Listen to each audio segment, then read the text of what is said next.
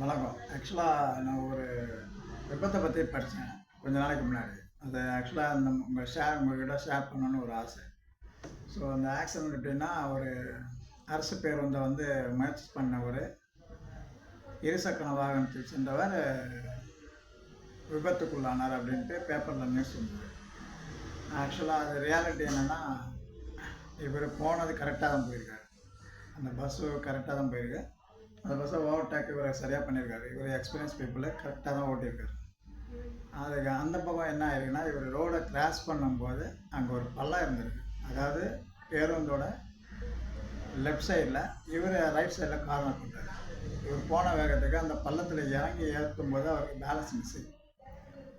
Balance miss ஆனவுடனே அவர் என்ன பண்ணிட்டாரு, இவருக்கு பின்னாடி வந்த வண்டி இந்த அரசு பேருந்து கிட்ட மாட்டிக்கிட்டார்.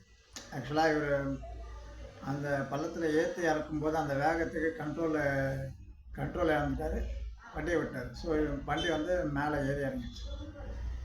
ஆனால் பேப்பரில் நியூஸில் என்ன போட்டாங்கன்னா, இந்த மாதிரி அரசு பேருந்தை முயற்சி செய்த இருசக்கர வாகனத்தில் மரணம் அப்படின்னு போட்டிருந்தாங்க.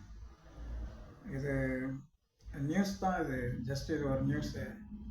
ஆனால் வெளிப்படையாக பார்த்தோம்னா இது வந்து அவர் மேலே தப்பு கிடையாது, அந்த ரோடு சரியில்லைனால தான் தப்பு. நம்ம என்ன தான் வண்டி நல்லா ஓட்டுற ஆளாக இருந்தாலும் ரோடு சரியாக இருந்தால் மட்டும்தான் நம்ம வந்து கடைசி வரைக்கும் நம்ம வந்து பிரயாணம் வந்து கண்ட்ரோல் பண்ண முடியும். இல்லை அப்படின்னா ஒரு 20 அடிக்கு அந்த பக்கம் ஒரு பள்ளம் இருக்குன்னா நம்ம அது முன்னாடியே நம்ம பார்த்துக்கிட்டோம் மட்டும்னா தான் கண்ட்ரோல் நம்ம கையில் இருக்கும். ஒரு வேளை நீங்கள் அந்த பள்ளத்தை நீங்கள் கவனிக்கலை விட்டீங்க அப்படின்னா அதுக்கப்புறம் வர ப்ராப்ளம் வந்து ரொம்ப சிவியராக இருக்கும். இந்த மாதிரி மரணத்துக்குள்ள ஒரு நாளைக்கு வந்து சென்னையில் மட்டும் 38 ஆக்சிடென்ட் நடக்குதா சொல்கிறாங்க. 38 ஆக்சிடென்ட்லையும் ஆள் காலி. அதாவது விபத்து நடக்கிற எல்லா இடத்துலையுமே இறந்துடுறாங்க, யாரும் பிழைக்கிறது இல்லை. இந்த விபத்து எல்லாமே ஒரு நியூஸாவோ இல்லை நமக்கு ஒரு டிவி நியூஸாவோ பேப்பர் நியூஸாவோ மீடியா போட்டு அவங்களுடைய டிஆர்பி ரேட்டை வந்து இன்க்ரீஸ் பண்ணுவாங்க, அவ்வளோதான். அந்த ஃபேமிலி என்ன ஏதாவெல்லாம் நமக்கு தெரியாது. சில பேர் அதை வச்சு அரசியல் பண்ணுவாங்க, சில பேர் ஜாதி அரசியல் கூட பண்ணுவாங்க. ஆனால் அங்கே ஃபேமிலி போனது தான், எல்லாமே நம்ம மேலே தான் இருக்குது தப்பு. இந்த டிராஃபிக் போலீஸ்காரங்க வந்து உங்களை நிறுத்தி காசு வாங்குறேன்னு சொல்கிறீங்க. நாம் எந்த அளவுக்கு சரியாக இருக்கோம் அப்படிங்கிறத வந்து முதல் தெரிஞ்சுக்கணும். நாம் சரியாக இருந்தால் மட்டும்தான் இந்த விபத்தெல்லாம் தவிர்க்க முடியும். ஸோ அதனால் வந்து ரோட்டில் நீங்கள் போகிறீங்க அப்படின்னா கொஞ்சம் பார்த்து கவனமாக போங்க. ஏன்னா உங்களை நம்பி ஒரு ஃபேமிலி இருக்காங்க.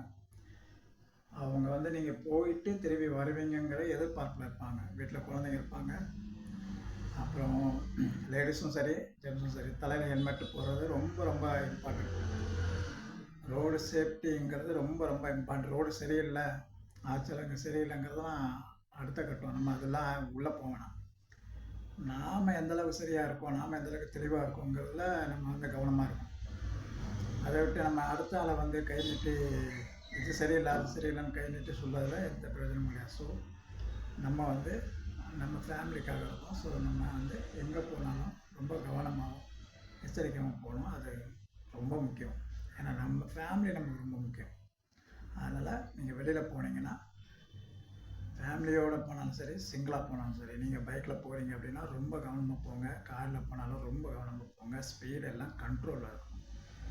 ஸ்பீடு கண்ட்ரோலில் இருக்கிறது கோழைத்தனம் கிடையாது, ஸ்பீடாக போகிறது வீரமும் கிடையாது. ஸோ நீங்கள் வந்து ஃபேமிலிக்காக இருக்கீங்க. நீங்கள் எதுக்கு லைவில் இருக்கீங்கன்னா ஃபேமிலிக்காக இருக்கீங்க. ஸோ அவங்க உங்களை நம்பி இருப்பாங்க. அதனால் நீங்கள் யாரோ ஒருத்தரை சார்ந்து தான் இருக்கணும், அதுதான் லைஃப். ஸோ அதனால் ஒரு கேர்லெஸ் இல்லாமல் வந்து கொஞ்சம் கவனமாக அக்கறையாக நீங்கள் ஃபேமிலியோடையும் பப்ளிக்லேயும் நீங்கள் இருந்தீங்கனாலே இந்த மாதிரி ஆக்சிடென்ட்லாம் நம்ம நிறையா தடுக்கலாம். Okay, thank you. நாளைக்கு பேசலாம்.